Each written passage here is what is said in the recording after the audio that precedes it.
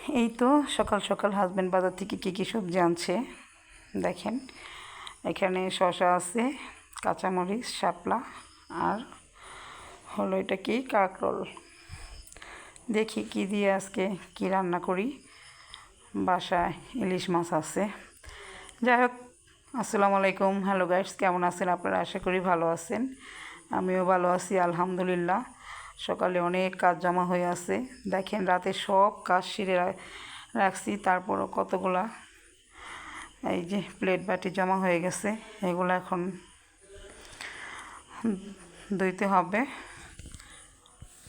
ধোয়ার পর অনেক কাজ, কাপড় চোপড় ধুতে হবে, তারপরে ঘর ঝাড়ু দিতে হবে। এখন একটা একটা করে সেরে নেব, আপনারা সাথেই থাকুন।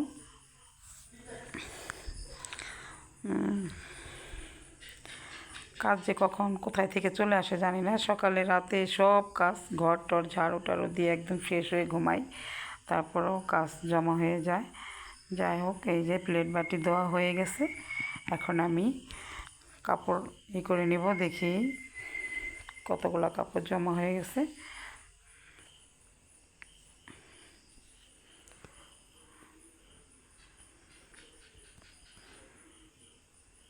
এই যে কালকে দাওয়াতে গেছিলাম, দাওয়াতে যাওয়ার পরে এই যে কতগুলো এগুলো হচ্ছে হালকা ময়লা হয়েছে, আর এই ঝুড়ির ভিতরে এগুলো ময়লাযুক্ত কাপড়, এগুলো এখন আমি মেশিনে দিব।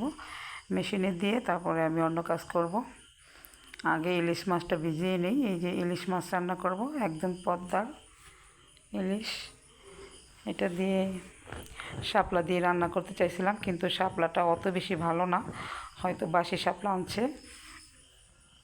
শাপলা দিয়ে রান্না করব না, শাপলাটা অতিরিক্ত চিকন, এই জন্য এখন আমি এটা ভিজিয়ে তারপরে ঘরটা ঝাড়ু দিয়ে করবো, বাইরে যাব।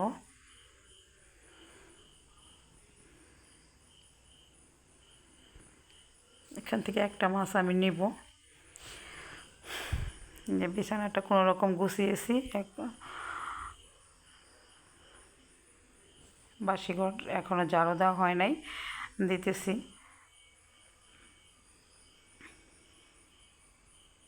কার কার ঘরে তেলাপোকা আছে একটু কমেন্টসে জানায় তো। আমার ঘরে অনেক তেলাপোকা, এত পরিষ্কার রাখি, আবার স্প্রেও করি, তারপরে তেলাপোকা শেষ হয় না। তেলাপোকা যে এত যন্ত্রণা করে, একটু লাইট অফ করলে ঘরের মধ্যে দৌড়াদৌড়ি করতে থাকে। এই তো কত ময়লা বের হয়ে গেছে। ঘরটা ঝাড় দেওয়া প্রায় শেষ, আমি এখন অন্য রুমগুলো ঝাড়ু দিব। এই তো আমার ঘর ঝাড়ু দেওয়া হয়ে গেছে, আমি পুরো ঘরটা স্কিপ করে ঝাড়ু দিয়েছি। এখন এই যে মাছটা কেটে নিতেছি, দেখেন কত বড় একটা মাছ। এত বড় মাছ তো এখন অনেক দাম, মধ্যবিত্ত ফ্যামিলিদের জন্য এটা ক্রয় করা বহুত টাফ। এখন সিজন, তারপরও মাছ পাওয়া যাইতেছে না, যতটুকু পাওয়া যায় অনেক বেশি দাম।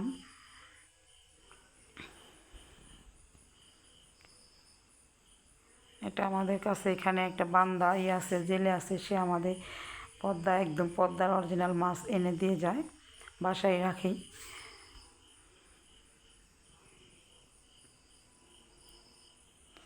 মনে হয় ভিতরে ডিম আছে, না আসলে ডিমও হয় নাই। আমি ভাবছি ভিতরে ডিম হবে, কিন্তু হয় নাই। এই যে দেখেন, এটা দিয়ে আজকে সরষে ইলিশ করব।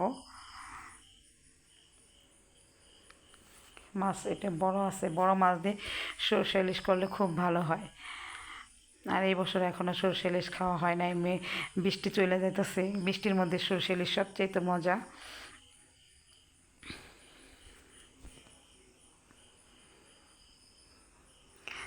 অত বেশি নরম না, মাছটা তাজাই আছে। যাই হোক,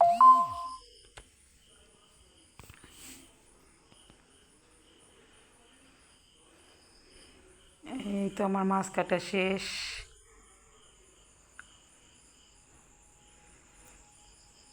আজকে ঘুম থেকে একটু লেটে উঠছি, কারণ সকালে হাঁটতে বের হয়েছিলাম, হাঁটার পরে আবার শরীরটা টায়ার্ড লাগছে, একটু শুয়েছি, এর জন্য ঘুম এসে পড়ছি, তার জন্য লেট হয়েছে।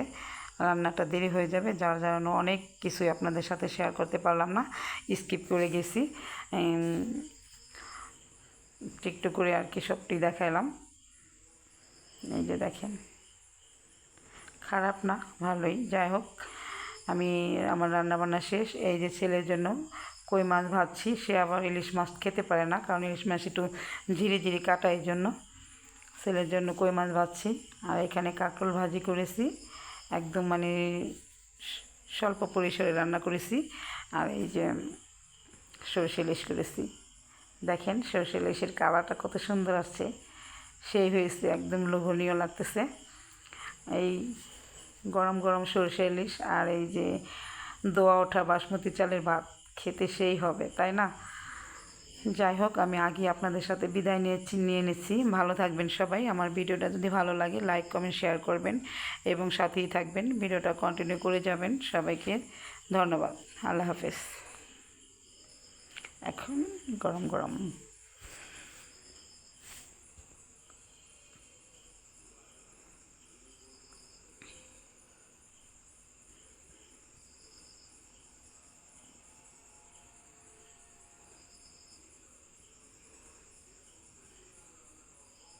এটা ছেলে খাবে, আমি খাবো না। ছেলেকে এখন স্কুল থেকে আসছে, ছেলেকে ভাত দিতেছি, ছেলে ভাত খাবে।